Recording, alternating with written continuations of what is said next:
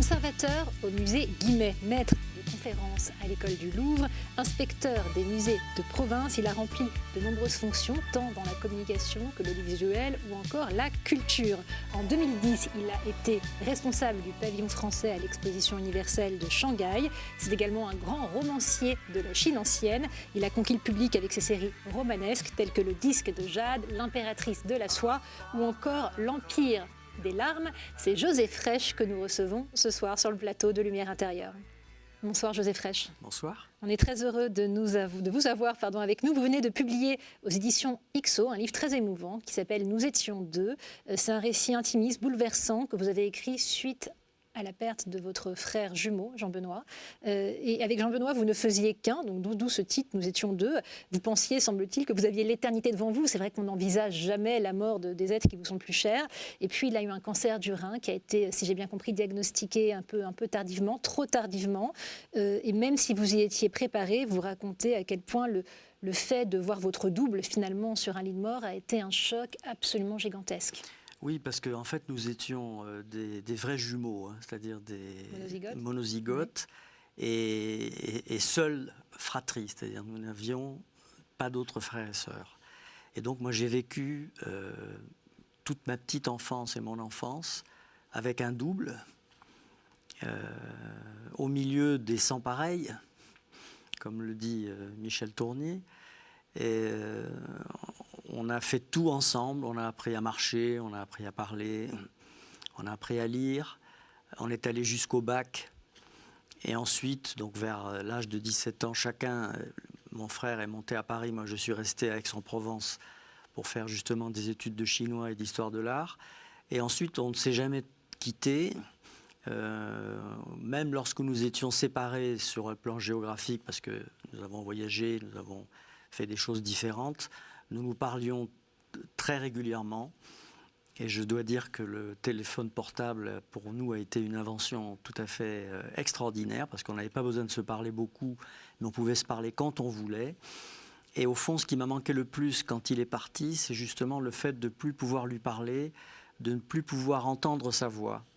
Vous aviez une relation finalement extrêmement fusionnelle. Je pense qu'on avait une relation qui est celle de tous les jumeaux, des vrais jumeaux, parce que alors c'est très compliqué, c'est très complexe, parce que c'est à la fois fusionnel, mais chacun a également des aspirations autres et essaye de se démarquer de l'autre. Et donc il y a un va-et-vient permanent entre ce couple gémellaire que nous formons. Je dis nous, et je parle au présent, vous voyez, et cette aspiration qu'on a évidemment, qui est celle de tout être humain, d'avoir sa propre destinée et sa propre vie. Mais quand on est jumeaux monozygotes, on est en permanence ramené à cette réalité et à sa condition de gémellaire. Par exemple, quand on croise dans la rue des gens qui vous prennent pour votre frère, eh bien, évidemment, on se dit, ah bah oui, effectivement, je suis pas pareil, j'ai un double. Et donc, comme ça, toute la vie est partagée entre cette harmonie interne, puisqu'on est deux, on fait beaucoup de choses à deux, et évidemment, ensuite, la volonté de s'émanciper, et chacun menant, évidemment, la vie qu'il croit devoir mener. Alors, vous étiez deux, c'est le titre, Nous étions deux, vous n'êtes plus que seul maintenant. Comment est-ce que vous avez réussi à, quelque part, à dépasser votre chagrin, à tenter de retrouver le goût de vivre après son départ ? Alors c'est très compliqué parce que, en fait, quand on est...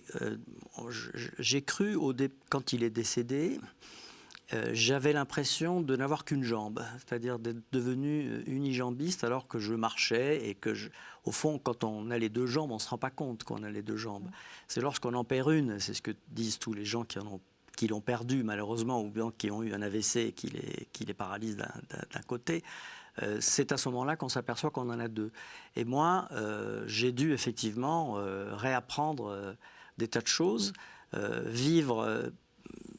plus sous son regard, ce qui est évidemment très difficile, mais néanmoins, on est bien obligé de continuer à avancer. Hein. Et donc, on essaie de trouver des subterfuges pour guérir sa peine, qui est évidemment immense. On pleure beaucoup, ça a été mon cas, et c'est fait d'ailleurs beaucoup de bien de pleurer. Et puis on y pense, je pense à mon frère plusieurs fois par jour. Et je me dis, mais qu'est-ce qu'il dirait s'il me voyait par exemple là en face de vous? Vous voyez, donc il reste présent par la pensée. Et je me souviens qu'il m'avait dit un jour qu'au fond, tant qu'on se souvient des personnes décédées, elles continuent à exister. Et donc, j'ai sa mémoire en moi et je porte en moi une partie de ce qu'il était. Le fait d'écrire ce livre, ça a été un peu thérapeutique aussi, quelque part? Oui, ça a été thérapeutique. Je l'ai fait pour mes proches, pour mes amis, pour les gens qui me connaissent, parce que je ne m'étais évidemment jamais exprimé sur ça. Quand on est, je pense que c'est également une des caractéristiques des jumeaux monozygotes et qui ont été mises en évidence par les grands cliniciens et psychocliniciens qui se sont penchés sur la question, en particulier René Zazot, qui a écrit un livre qui a eu un grand retentissement qui s'appelle Le paradoxe des jumeaux. En fait, le fait que vous soyez dans la bulle gémellaire fait que vous n'avez pas tellement besoin de communiquer avec l'extérieur. Et donc effectivement, je me suis dit, lorsque mon frère est parti, que finalement c'était peut-être lui mon seul ami dans la vie. Voyez. Et donc, c'est vrai que j'ai des amis, j'ai des relations, j'ai eu une vie professionnelle très, très riche. Très dense, c'est moins qu'on puisse dire, on en parlera tout à l'heure. Mais j'ai rencontré énormément de personnes, mais finalement, je pense que ces personnes ne me connaissaient pas. Elles ne connaissaient pas les ressorts qui me liaient à mon frère. Et c'est un peu aussi pour lui rendre hommage que j'ai écrit ce livre « Nous étions deux ». Vous écrivez que la gémellité est à la fois un grand bonheur et une vraie malédiction. Ça m'a interpellée. Qu'est-ce que vous entendez par là? Si vous voulez, un grand bonheur, parce que comme je vous l'ai dit, on est ensemble. Alors le grand bonheur, on voit assez bien. C'est plutôt la vraie malédiction qui m'a interpellée. Et bien justement, c'est parce que tôt ou tard, ce grand bonheur va s'arrêter, va s'achever. Et donc, il va y avoir une très grande peine. Parce que forcément, il y a un jumeau qui part. Avant l'autre, oui. Avant l'autre. Ou alors ils sont dans un avion et ils se crachent en même temps. Bon. Ce qui est peut-être arrivé d'ailleurs. Bon. Mais en tout cas, donc, ça, c'est ce que le fondement de la malédiction des jumeaux. Mais il y a peut-être un autre fondement qui est plus complexe, qui est le fait que le monde dans lequel nous vivons est un monde de sans pareil. Donc c'est un monde de gens qui n'ont pas de jumeaux, qui est fait pour les gens qui n'ont pas de jumeaux, et c'est tout à fait légitime, puisque les jumeaux forment 1 pour 1000 des naissances. Donc nous sommes très minoritaires sur Terre, depuis toujours. Même si aujourd'hui, les naissances gémellaires le nombre de naissances gémellaires a tendance à croître du fait de la procréation médicale assistée. Absolument. Mais néanmoins, donc, les jumeaux sont minoritaires. Et comme toute minorité, je ne dirais pas qu'ils sont persécutés, mais je pense qu'il y a une certaine incompréhension de la part des sans-pareils par rapport aux jumeaux. Et le fait de devoir mener sa vie comme un sans-pareil, parce que par exemple, c'est très rare que des jumeaux décident de rester ensemble jusqu'à la fin de leur jour. Je me souviens, j'avais vu une émission à la télévision, on voyait 2 sœurs de 80 ans passés, qui s'étaient jamais séparés, qui étaient habillés pareil, qui avaient exactement la même voix, qui pensaient la même chose au même moment et qui s'interrompaient mutuellement parce que l'autre savait d'avance quelle était la phrase. Est-ce que, justement, je rebondis sur ce que vous dites, c'est que vous étiez vous-même avec votre frère extrêmement en phase, tant dans les pensées, mais aussi dans la souffrance. Vous décrivez un épisode où il s'est cassé la clavicule et vous-même, vous ne pouvez plus bouger l'épaule. Et il y a quelque chose d'assez mystérieux quand même dans cette... Extrêmement mystérieux. Quand mon frère s'est cassé la clavicule, il devait avoir 8 ou 9 mois, donc c'était très très tôt. Et moi, je me souviens parfaitement du moment où notre mère a dit, mais il est tombé, parce qu'il était tombé de la table à langer où il gigotait. Moi, j'étais à côté dans le berceau, j'attendais de me faire langer. Donc, j'ai vu mon frère tomber. On l'a amené à l'hôpital. Donc, moi, je suis resté tout seul. C'était, je pense, le premier moment où on a été vraiment séparés, où je ne l'ai pas vu pendant quelques heures, hein, le temps qu'il se fasse bander l'épaule. Et c'est vrai que j'avais mal à l'épaule, comme si moi-même j'étais tombé. Et lorsqu'il est revenu de l'hôpital et qu'il ne pouvait pas bouger le bras qui était bandé, moi également je ne bougeais pas mon bras. Donc vous voyez, et je ne le faisais pas exprès, hein, c'est mes parents qui ensuite nous l'ont raconté. Donc c'est vrai qu'il y a un aspect extrêmement mystérieux dans la façon dont les relations s'établissent entre les jumeaux. Ils peuvent, tout en étant à des milliers de kilomètres, penser la même chose au même moment, ressentir les mêmes joies et les mêmes peines, tout simplement parce que ils sont issus du même moule, hein, sur un plan génétique. Les deux génomes sont parfaitement identiques. Et c'est ensuite, donc, sur cette base totalement conforme et identique que va se greffer l'expérience, la modification du parcours de chacun, de la vie. Et donc, chacun, au fond, au cours de sa vie, sculpte sa statue intérieure en particulier. Et évidemment, la vie fait que chacun la sculpte à sa façon et que, à la fin, les statues sont forcément différentes les unes des autres. Mais chez les jumeaux, l'âme de cette statue, le cœur de cette statue est le même, puisqu'ils sont issus du même moule. Donc vous voyez, c'est ça la complexité gémellaire, et c'est cette complexité que j'ai essayé de décrire dans Nous étions deux. Et c'est très bien que vous l'ayez décrite, parce qu'en fait, on ne sait pas toujours très bien comment ça fonctionne, cette complexité gémellaire, a fortiori quand on n'est pas du tout concerné par le sujet. Et ce qu'on découvre, c'est que dans un couple gémellaire, il y a un dominant et un dominé. Et vous décrivez que lui était le bon élève, vous un petit peu le saltimbanque. C'est intéressant parce qu'effectivement, quand on connaît peu le sujet, on sait mal tout ça. Mais c'est-à-dire que, comme il y a volonté de se différencier, puisqu'on est tiraillé entre la volonté de faire pareil que son pareil, mais de se différencier de lui. Donc il y en a un qui va jouer le rôle de bon élève, et l'autre qui va jouer le rôle de saltimbanque. En tout cas, c'est comme ça que ça s'est passé. Et chacun creuse son sillon. Alors pourquoi est-ce que c'est lui qui est le bon élève et que c'est moi qui suis le saltimbanque? Là, honnêtement, je ne saurais pas. Ça vous allait comme partage des rôles ou ça m'allait totalement comme partage des rôles, parce que j'ai m'étais dit depuis le début que, et de toute façon, il avait de meilleures notes que moi parce qu'il était meilleur que moi. Et donc, ceci étant dit, vous êtes loin d'être un mauvais élève. Hein. Non, mais diplômé bien de l'ENA, vous avez un parcours qui est tout à fait remarquable. Oui, donc c'est assez amusant de penser qu'étant enfant, vous aviez plutôt cette étiquette-là. Oui. Et au fond, si vous voulez, j'étais un peu comme le second dans le peloton cycliste, et donc qui est derrière la roue de celui qui est en tête et qui prend le vent.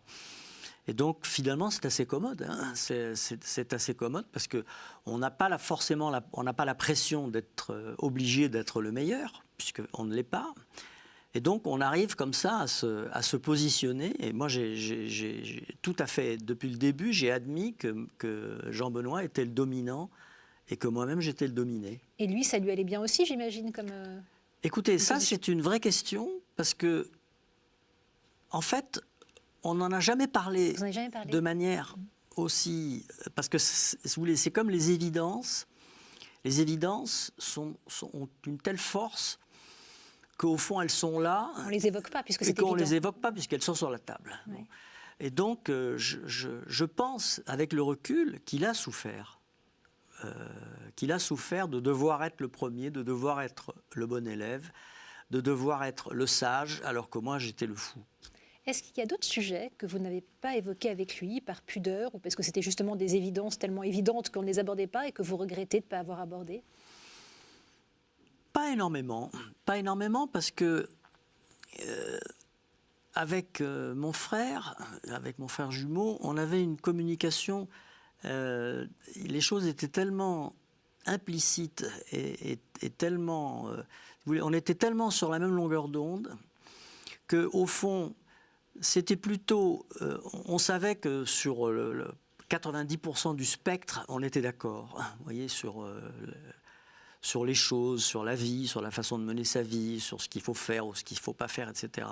Et donc, pour le reste, où on avait, disons, des goûts différents, ce qui est tout à fait normal, on considérait de toute façon que c'était secondaire, vous voyez, que c'était accessoire par rapport à l'essentiel. Et donc, c'est la raison pour laquelle je pense qu'on n'a jamais voulu, au fond, faire l'inventaire des choses sur lesquelles on n'était pas d'accord.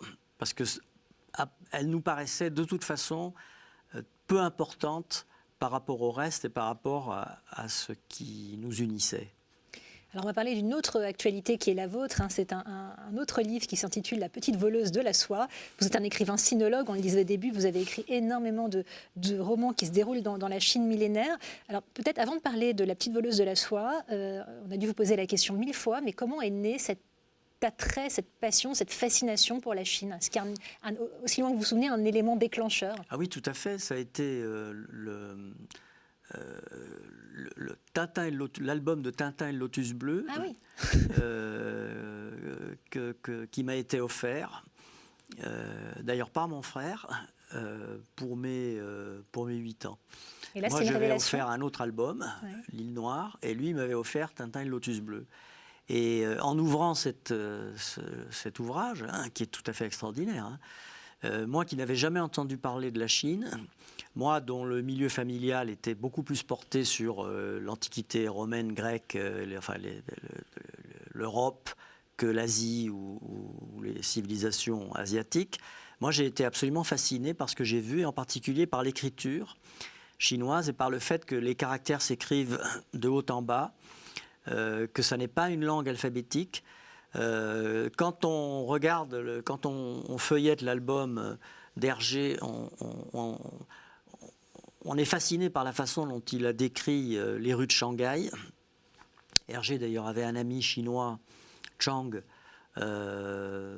qui était un émigré chinois qui habitait Bruxelles et qui l'a beaucoup aidé à réaliser cet album.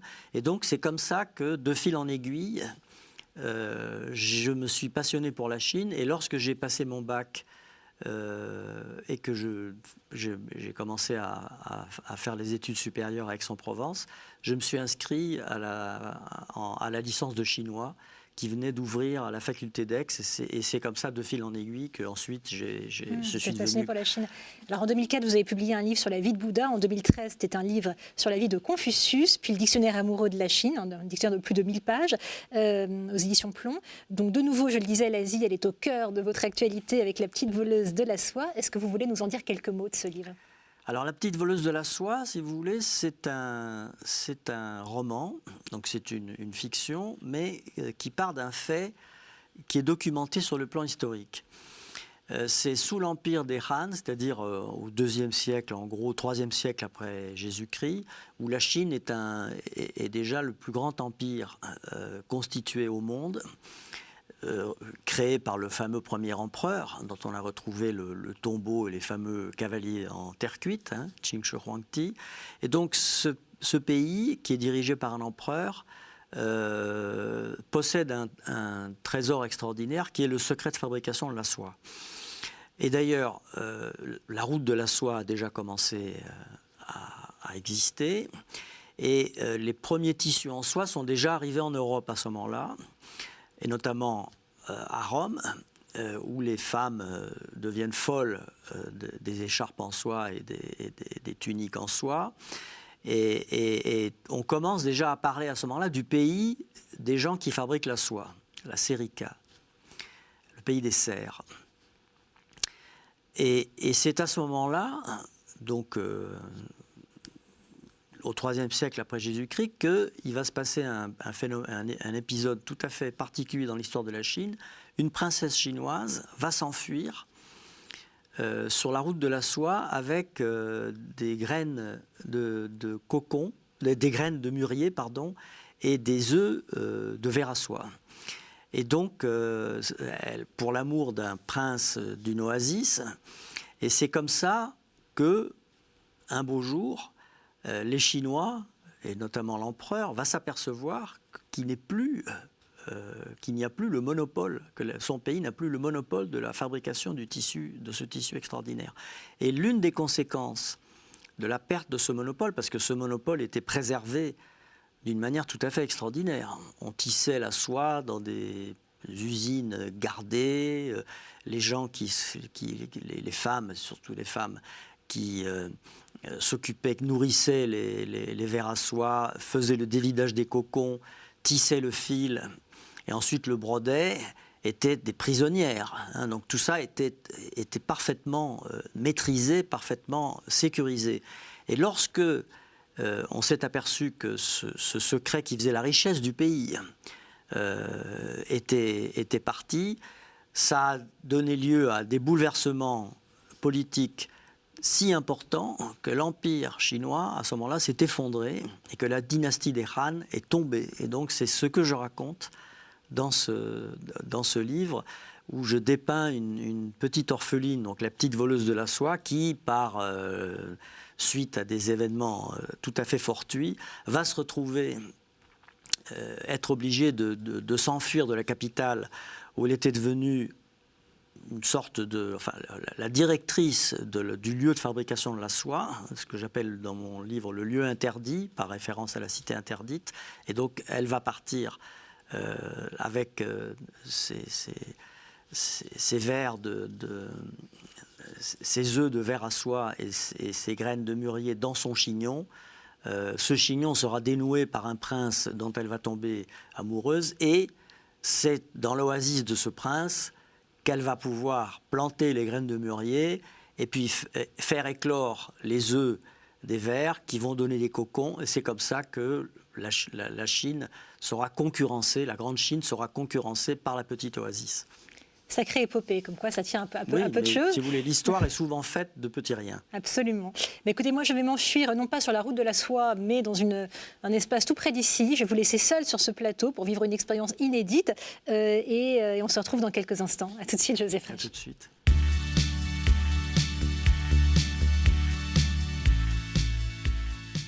Est-ce que vous êtes bien installé, Joseph Frêche? Oui. Vous avez un repose-pied, si vous avez envie d'allonger vos jambes, faites vraiment comme chez vous. Et vous connaissez peut-être le principe, il est très simple. Je vous propose une série de mots, à charge pour vous de me dire ce qu'ils vous inspirent. On va commencer avec le temps. Le temps, pour moi, c'est à la fois une rivière qui coule et une poignée de sable. C'est-à-dire, on croit le saisir et il vous échappe. En quoi est-ce qu'il vous échappe ? Il échappe parce que le temps s'écoule, parce que le présent, même si on se concentre sur le présent, si on est content du présent, le présent passe. Et donc, on est tout de suite projeté dans l'après. Et quand on est projeté dans l'après, le passé s'est déjà enfui. Et donc, on est comme ça. Il y a d'ailleurs les philosophes chinois ont toujours cette très très belle image du temps. Le temps, c'est comme un fleuve qui s'écoule. Les êtres sont sur ce fleuve, mais néanmoins, le fleuve, tous les fleuves et toutes les rivières finissent toujours par arriver à la mer. Est-ce que vous avez la nostalgie de certaines périodes qu'on pourrait qualifier de périodes dorées ? Tout le temps. J'ai la nostalgie de mon enfance. J'ai la nostalgie de la France des années 70-80, lorsque moi j'ai commencé dans la vie professionnelle. À l'époque, tous les jeunes qui étaient un tant soit peu diplômés trouvaient un boulot sans aucun problème. Un étudiant pouvait trouver un studio à Paris sans aucun problème. Il n'était pas obligé de travailler dans un fast-food pour gagner de l'argent et pour faire face à ses besoins. Donc effectivement, j'ai la nostalgie de cette époque, une époque où sur la planète, nous étions moins de 5 milliards de personnes. Aujourd'hui, nous sommes plus de 7 milliards, bientôt 7 milliards et demi, et on annonce de façon inéluctable 9 milliards d'habitants. Et je pense que toutes les difficultés que nous rencontrons aujourd'hui, toutes les modifications, tous les chamboulements auxquels nous faisons face, que ce soit le changement climatique, que ce soit une certaine violence qu'on voit dans toutes les sociétés, des révoltes populaires, les insatisfactions, les frustrations, les inégalités, je pense, elles sont liées au fait que nous sommes extrêmement nombreux par rapport à ce que peut-être nous devrions être. C'est comme Lévi-Strauss l'avait dit avant moi. Vous évoquiez la nostalgie. C'est une nostalgie que vous cultivez, une nostalgie qui vous met plutôt en joie, une nostalgie qui vous attriste? Non, parce que je n'aurais pas tendance à dire c'était mieux avant, vous voyez, parce qu'aujourd'hui, il y a des tas de choses qui existent et qui sont beaucoup mieux que ce qui avait cours avant. La nostalgie, au fond, c'est peut-être que moi, je suis nostalgique du temps où j'avais 20 ans, quoi, voilà. Et vous voyez, par exemple, on a beaucoup dit, lorsque le président Chirac est décédé là, il y a quelques semaines, il y a eu une immense tristesse et énormément de Français ont été bouleversés. Parce que je pense que les gens sont nostalgiques de l'époque de Chirac, où effectivement les temps étaient peut-être moins difficiles qu'aujourd'hui, pour toutes les raisons que je vous ai indiquées. Et la Chine ancienne, dont vous parlez beaucoup dans vos ouvrages, est-ce que c'est une période dont vous êtes nostalgique, sans forcément l'avoir connue, évidemment? Non, je ne serais pas nostalgique de la période de la Chine ancienne, parce que c'est une période terrible, hein, où quand même il y avait, alors pour le coup, des famines, une chape de plomb, les 9/10 de la population étaient des esclaves, hein. Et d'ailleurs, vous savez, les Chinois, les 1,4 milliard de Chinois qui aujourd'hui font partie du pays le plus puissant de la planète, hein, et qui est déjà la première puissance économique du monde, même si par tête d'habitants, ils sont moins riches que les États-Unis. Tous ces gens, il y a encore 40 ans, avaient des conditions de vie extrêmement difficiles, hein. Et donc la Chine ancienne, je ne peux pas être nostalgique de la Chine ancienne. Ce qui m'intéresse beaucoup en revanche, c'est d'étudier la Chine ancienne. Et au fond, la conclusion à laquelle je suis arrivé, c'est que la Chine s'est construite justement parce que ça a toujours été le pays le plus peuplé du monde. Lorsque les Han, puisque vous savez que les Han sont 95% de la population chinoise, lorsque les Han se sont sédentarisés dans la grande boucle du fleuve Jaune, pardon, ils étaient déjà, je pense, beaucoup plus nombreux que les hommes qui habitaient de la Sibérie ou de la Dordogne ou de l'Espagne. Donc ils ont été tout de suite obligés de s'organiser. Ils se sont organisés d'une façon pyramidale. Ils ont choisi l'ordre, c'est clair.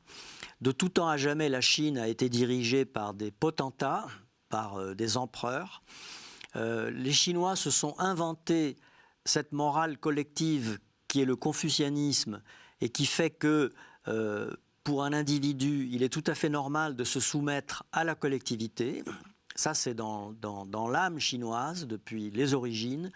Les pays confucéens sont également, Confucius et cette morale sociale ont essaimé au Japon, qui est également un pays confucéen, en Corée, qui est également un pays confucéen, qui sont des puissances économiques également très importantes. Et donc, ce qui est fascinant lorsqu'on étudie la Chine ancienne, c'est de voir comment la contrainte démographique, finalement, a influé sur l'organisation sociale. Et je pense que l'un des problèmes que nous vivons aujourd'hui, parce qu'on parle notamment en Europe de la crise des démocraties, je pense que le grand défi que nous allons devoir aborder dans les années à venir, c'est de concilier justement un certain ordre à la fois social, écologique, pour préserver les ressources naturelles et la biodiversité, et la liberté dont nous jouissons grâce à la démocratie. Vous voyez, la Chine, elle a fait une croix sur la démocratie. Paradoxalement, pour les Chinois, pour l'immense majorité des Chinois, ça n'est pas un problème, hein. Certes, il y a des Chinois, et notamment les Chinois intellectuels, l'élite, qui aimeraient jouir de la liberté dont nous jouissons, nous, en France ou en Italie ou ailleurs, mais l'immense majorité des gens n'ont pas ce type de préoccupation. Et nous ne devons pas les juger, nous ne devons pas considérer qu'ils sont aliénés ou qu'ils sont sous-développés, nous devons prendre acte de ce type de situation. Et je pense que l'Occident, aujourd'hui, vu la crise planétaire qui est celle que nous traversons, doit se garder de jouer les juges, les censeurs, le donneur d'exemple, en mettant en avant des principes auxquels nous sommes attachés, nous, occidentaux, mais qui ne sont pas forcément les principes auxquels sont attachés le reste de la planète. Et n'oublions pas aujourd'hui que les occidentaux, nous sommes minoritaires. On recevait sur ce plateau très récemment Amin Maalouf qui porte un regard extrêmement pessimiste, on va dire, sur l'avenir et sur cette question du temps qui passe. Je voulais savoir si, à l'échelle mondiale, vous étiez plutôt serein sur l'avenir de notre monde. Comment pourrait-on être serein ? Bon, je ne vais pas me lancer dans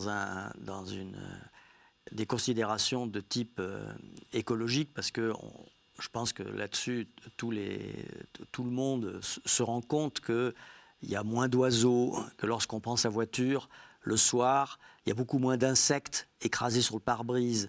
Je voyais la semaine dernière des chasseurs qui me disaient qu'il y a 15 ans, les vols de grives, c'était des véritables nuages de grives. Aujourd'hui, il n'y a pratiquement plus de grives dans le ciel. Donc je ne vais pas me livrer à ce type de considération parce que je pense qu'il y a suffisamment de choses alarmantes pour qu'on n'en rajoute pas en ce qui concerne le problème écologique. Moi, ce qui me préoccupe davantage, c'est l'organisation générale du monde. C'est-à-dire qu'aujourd'hui, nous aurions besoin, au fond, d'une espèce d'ONU, non seulement de la nature, mais de ce qu'on appelle les biens communs. Vous voyez, les biens communs, c'est ce qui, de mon point de vue, appartient à l'humanité, n'appartient pas à un pays, n'appartient pas à une classe, n'appartient pas et encore moins à une personne. Par exemple, l'Amazonie. Il est évident que l'Amazonie est un bien commun, parce que s'il n'y a plus d'Amazonie, on ne pourra plus respirer, non seulement au Brésil, mais également en Europe. Bon. D'autres biens communs, par exemple, moi j'aurais rêvé que lorsqu'on a découvert du pétrole, les premiers forages pétroliers qui ont eu lieu aux États-Unis et ensuite en Arabie Saoudite, qu'on ait dit que quelqu'un ait eu l'intelligence de dire tout ce qui est dans le sous-sol appartient à l'humanité, n'appartient pas à un pays, au pays qui est au-dessus, appartient à l'humanité et ça va être géré de manière transparente et de manière juste. Vous voyez, donc là, ce sont des exemples peut-être un peu caricaturaux que je donne, mais je pense que nous avons absolument besoin de ça aujourd'hui, premièrement. Deuxièmement, que nous en sommes extrêmement loin, extrêmement éloignés. Nous sommes coincés, c'est un peu le sentiment que j'éprouve, et je rejoins de ce point de vue-là Amin Maalouf, dont j'ai lu le livre. Hein. Nous sommes coincés dans des organisations qui ne correspondent plus du tout à l'urgence du temps présent. Et au fond, je pense que l'une des façons l'un des objectifs qu'on peut se donner pour faire face à ce type de situation, au fond, ce sont les objectifs tout à fait personnels. Moi, je crois maintenant à l'obligation d'une morale individuelle. Je pense qu'à partir du moment où les États ne sont plus capables de mener à bien ce pourquoi ils sont faits, regardez encore ce qui s'est passé récemment au Mexique, où la police est allée arrêter le fils d'un trafiquant. Elle est obligée de le relâcher très vite parce que les trafiquants avaient commencé à tirer dans la foule, dans la ville où le fils El Chapo habitait. Vous voyez, donc ça montre la déliquescence totale de l'État. L'État ne protège plus, n'est plus en mesure de protéger. Et ça, malheureusement, dans énormément de pays du monde. Heureusement, pas en France. En France, je dirais, de ce point de vue-là, et malheureusement, peut-être que nos compatriotes n'en sont pas suffisamment conscients, nous sommes dans une véritable oasis, je pèse mes mots, une oasis par rapport à l'état du monde et même par rapport à des pays qui sont mitoyens des nôtres, comme par exemple l'Italie. L'Italie où où l'État a un rôle qui est beaucoup plus déliquescent encore que ce qui est le cas dans notre pays. Et donc je dirais que j'ai peur, notamment pour mes petites filles, j'ai 3 petites filles, j'ai peur pour mes petites filles des temps qui arrivent. Je pense que les jeunes, et en particulier les jeunes instruits, alors j'espère que ce n'est pas uniquement les jeunes instruits des pays du Nord, vous voyez, que toute la jeunesse va se mobiliser. Je pense que les jeunes, et grâce en particulier à la communication, à Internet, aux réseaux sociaux, sont tout à fait au courant maintenant des problèmes que nous devons affronter et qu'ils sont en train de se mobiliser. Donc moi, j'ai quand même cette espérance que la jeunesse va prendre son destin en main et faire en sorte justement que ce que j'appelle les biens communs soient préservés, soient développés et soient équitablement partagés. Parce que si ça n'est pas le cas, je crains malheureusement que l'on revienne à des temps malheureusement extrêmement violents et extrêmement pénibles, et en particulier pour les plus pauvres et pour les plus démunis. Je voulais à présent soumettre à votre sagacité un autre terme, c'est le mot beauté. La beauté, si vous voulez, la beauté, elle est partout. Hein. La beauté est partout. Et il faut savoir simplement, c'est une affaire de point de vue. Hein. Moi, par exemple, quand je fais du vélo avec mes chiens et que je traverse des vignes, je trouve que je suis dans un cadre d'une beauté absolue et que mes chiens sont extrêmement beaux parce qu'ils sont très heureux, ils courent, ils vont fouiner partout. Et donc ça, c'est un aspect de la beauté. Un autre aspect de la beauté, c'est évidemment la musique. La musique, quand j'écoute toutes sortes de musique, mais en particulier Jean-Sébastien Bach, les variations Goldberg par Glenn Gould, ou l'introduction, le grand chant de la Passion selon saint Matthieu, le grand chant d'introduction. Bon, mais c'est vrai que là, la beauté du monde, la beauté de la création, elle vous saute à la figure. Hein, elle vous saute à la figure. Nous devons, là aussi, faire en sorte que notre monde demeure beau. Que notre monde demeure beau. Je rejoins là-dessus Alain Finkielkraut qui dit que l'écologie doit également être une écologie de l'esthétique. C'est-à-dire que nous ne devons pas, au nom de principes qui ne sont pas du tout démontrés, saccager nos paysages. Je déplore par exemple que dans certains endroits on ait implanté des centaines d'éoliennes quand on sait qu'une éolienne n'a pas une durée de vie supérieure à 30 ans, que c'est un mécanisme extrêmement difficile ensuite à recycler. Je me souviens d'avoir vu en Californie des champs avec des milliers d'éoliennes qui rouillent, qui avaient été installées il y a 30 ans et qui ne servent plus. Donc je dirais que nous devons faire en sorte que la beauté du monde soit préservée, justement parce que nous devons léguer à nos enfants, à ceux qui vont venir après, quelque chose qui soit, j'espère, encore plus beau que ce que nous avons reçu.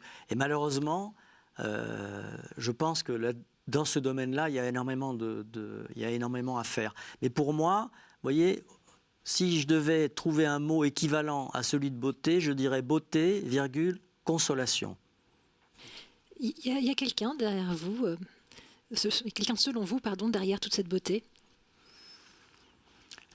Écoutez,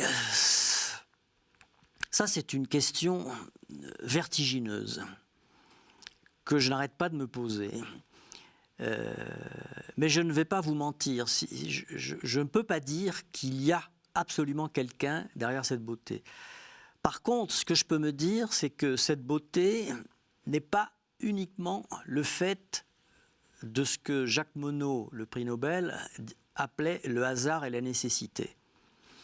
Et donc il y a quelque chose de beaucoup plus mystérieux qui est derrière tout ça, à la fois derrière ce que nous pouvons regarder, mais également dans la façon dont fonctionne notre cerveau, parce que finalement, si nous trouvons que le monde est beau ou que le monde doit être beau, c'est parce que notre cerveau est fait de telle sorte qu'il veut trouver, qu'il cherche la beauté de ce qui l'entoure. Et donc, c'est vrai qu'en tout cas, derrière la beauté, il y a quelque chose qui nous dépasse, ou quelqu'un qui me dépasse.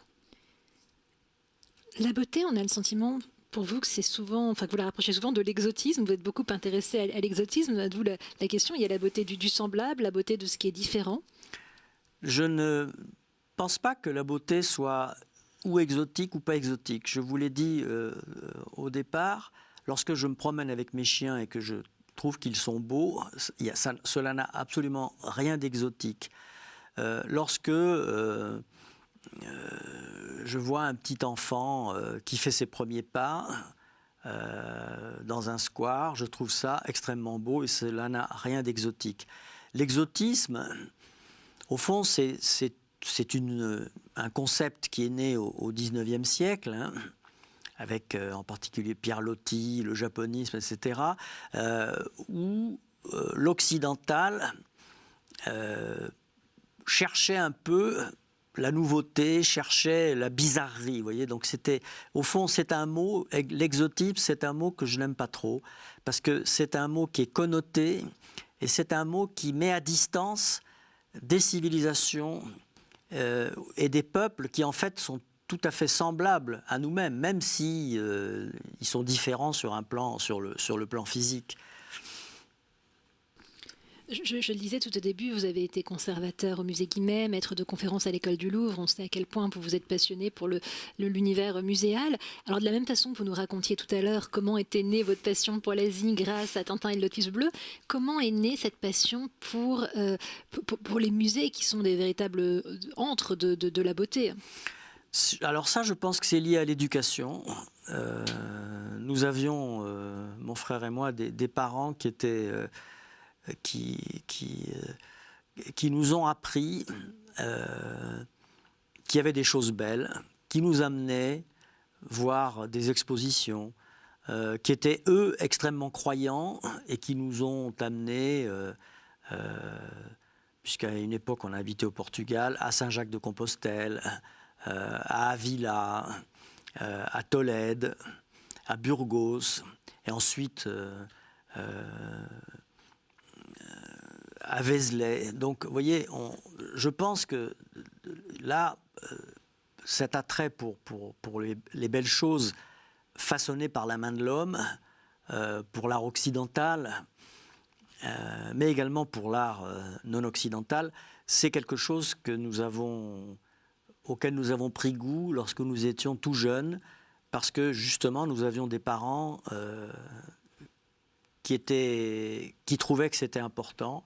Et pour moi, ça a été, je pense, un très grand cadeau qu'ils nous ont fait que de nous faire comprendre de manière très subtile qu'il n'y a pas que l'argent, qu'il n'y a pas que les nourritures matérielles, mais que les nourritures spirituelles sont extrêmement importantes. Et la beauté fait partie, au premier chef, des nourritures spirituelles. Alors c'est une transition parfaite pour le dernier terme que je voulais vous proposer, c'est âme. L'âme, comment définir l'âme? L'âme, je vous le disais au début de notre conversation, c'est ce qui est à l'intérieur de la statue que nous sculptons. Donc l'âme, c'est quelque chose qui nous appartient, qui est à l'intérieur de nous, qui nous dépasse. Est-ce qu'elle nous survit? C'est une grande question. Moi, je suis très frappé, puisque j'ai étudié beaucoup les religions asiatiques et également les religions orientales, le manichéisme, par exemple le zoroastrisme. Au fond, dans toutes les religions, il y a cette notion spirituelle de quelque chose qu'on ne voit pas et dans lequel on peut s'incarner ou qui fait partie de soi. Donc toutes les religions, à des degrés plus ou moins divers, ont cette notion d'âme. Je pense que pour comprendre les religions et pour comprendre au fond ce qu'est l'âme, il faut également savoir de quoi sont faites les religions et d'où elles viennent. Vous voyez ? Je pense que les religions ont eu toute une histoire et elles ne s'expliquent que par l'histoire qu'elles ont eue, avec effectivement le passage progressif du polythéisme au monothéisme, donc la conception d'un Dieu unique. Ensuite, ce Dieu unique qui, pour les chrétiens, envoie son Fils, donc bonne nouvelle, pour montrer aux hommes, aux êtres humains, aux pauvres êtres humains, qui sont quand même dignes d'écoute. Donc ça n'est pas uniquement un Dieu terrible qui commande et à qui il faut obéir, mais c'est un Dieu qui aide, qui envoie un Dieu secourable. Bon. Et donc effectivement, devant ce Dieu, il y a des âmes, il y a nos âmes.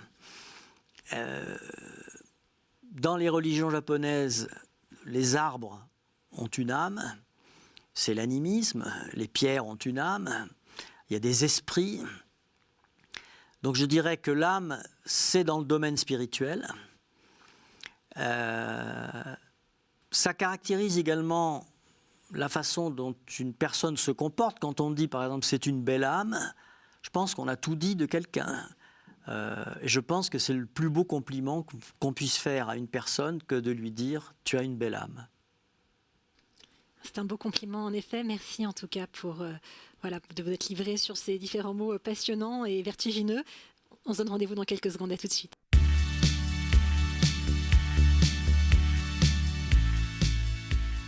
Vous parliez à l'instant, José Frêche, de vos 3 petites filles et je me demandais finalement ce que vous aviez envie de leur transmettre. C'est très difficile à dire. Ce que je voudrais, c'est d'abord je voudrais qu'elles comprennent le monde dans lequel elles sont. Bien sûr qu'elles soient heureuses. Hein, bon. Qu'elles comprennent le monde dans lequel elles sont. Qu'elles aillent au-devant des autres. Et puis, qu'elles soient protégés par leurs parents, comme nous-mêmes, comme moi et mon frère, avons été protégés par nos propres parents, ce qui est le cas. Donc, de ce côté-là, je n'ai pas d'inquiétude. Vous, qu'est-ce qui vous reste vous avez un peu parlé de votre jeunesse, de votre éducation, de ce que vos parents vous ont transmis comme éducation par l'amour de l'art, les voyages, etc. Mais qu'est-ce qui vous reste de votre éducation chrétienne ? Est-ce que vous avez une éducation un peu religieuse ? Il me reste tout. Oui. C'est-à-dire qu'il est clair que lorsqu'on a eu... c'est ce que je vous disais, c'est-à-dire que on a une histoire. Hein. Il y a l'histoire des religions et il y a l'histoire de la personne qui a été élevée religieusement. Puis ça a été le cas et le cas de mon frère. Donc il est évident que ce sont des choses qui restent énormément parce qu'elles ont... Je ne saurais même pas dire quelles sont les conséquences tellement elles sont importantes, hein, puisque au fond, c'est comme si on était plongé dans un bain on est une lame d'épée et puis on vous plonge à un moment donné, donc pour fortifier cette lame. Et ensuite, évidemment, ça reste toujours quelque chose d'extrêmement fort, à la fois parce que ça provoque en vous des pensées où vous vous dites mais au fond, ça, c'est pas vrai, ou on m'a infligé des contraintes qui n'en étaient pas, mais également parce que vous avez, lorsque vous êtes élevé par des parents qui sont pratiquants et que donc vous allez au catéchisme, vous faites votre communion, votre confirmation, vous vous mariez religieusement, etc., vous avez cette proximité avec... les sacrements, bien sûr, que vous avez reçus. Ensuite, la vie s'écoule, donc vous prenez, ou pas d'ailleurs, ça dépend des personnes, une certaine distance par rapport à ce que vous avez vécu et à ce que vous avez eu. Mais par exemple, moi j'ai eu la chance d'entrer en 6e au lycée Chateaubriand à Rome, et donc... d'assister aux grandes messes sur la place Saint-Pierre, d'aller au Forum romain alors qu'on apprenait Cicéron en classe, de voir le tombeau de Saint-Pierre. Donc, si vous voulez, et il est clair que, moi je suis historien de formation, il est clair que tout Saint-Pierre, le Christ, tout ça, ce sont des personnages qui ont existé, c'est évident. Sinon, il n'y aurait pas tout ce qui s'est passé et tout ce qui continue à se passer. C'est pas par hasard qu'on a construit des cathédrales, qu'il y a eu des reliques, etc. Après, quelle était la nature du Christ qui a existé? Était-il réellement le Fils de Dieu et est-il sorti et la Vierge Marie n'a-t-elle pas été fécondée par son époux? Ça, pour le coup, je n'en sais rien. Vous voyez, mais néanmoins, moi, je crois profondément au fait, je crois à l'écoulement de la tradition découlant de faits qui ont existé. Je pense que tous les fidèles, tous les chrétiens qui ont donné leur vie, soit pour ramener des reliques, soit au nom de la foi, ils le faisaient et ils l'ont fait. Et donc, moi, je suis quand même tributaire de cette tradition. Et d'ailleurs, de ce point de vue-là, moi, je regrette que dans la Constitution européenne, on n'ait pas dit que l'Europe a des origines chrétiennes, parce que je pense que nous avons en Europe des origines chrétiennes, et que c'est en particulier à cause de ces origines que nous sommes ce que nous sommes, qu'on le veuille ou non. Voyez, ça ne veut pas dire ensuite que c'est nous qui détenons la vérité ou que les autres sont inférieurs. Non, mais je pense que nous devons nommer les choses, c'est très important, et nous devons savoir absolument d'où nous venons, quelle est notre histoire, quel est notre passé. C'est ça que j'aimerais que mes petites filles aient également en tête lorsqu'elles deviendront plus grandes et qu'elles commenceront à marcher toutes seules et à faire leur parcours. Une dernière question, vous nous avez parlé de votre frère, vous nous avez parlé de l'âme. Vous l'imaginez où, votre frère, en ce moment, quand vous pensez à lui? Je l'imagine, par exemple, dans ce studio, en train là, peut-être derrière cette jolie lampe, en train de nous écouter. Je ne sais pas où il est, en tout cas, je sais qu'il est là. Vous voyez. Ça, j'en suis certain, qu'il est là et qu'il me regarde et je l'écoute. En tout cas, la façon dont vous parlez de lui dans votre livre est extrêmement émouvante. Je rappelle le titre, c'est « Nous étions deux », paru aux éditions XO. Merci d'être venu nous parler de lui, nous parler aussi de votre regard sur la vie, sur l'existence. Merci à toutes et à tous de nous avoir suivis. Je vous souhaite une très bonne soirée et je vous rappelle que cette émission, vous pouvez la retrouver sur le site de KTO. Bonne soirée, à bientôt.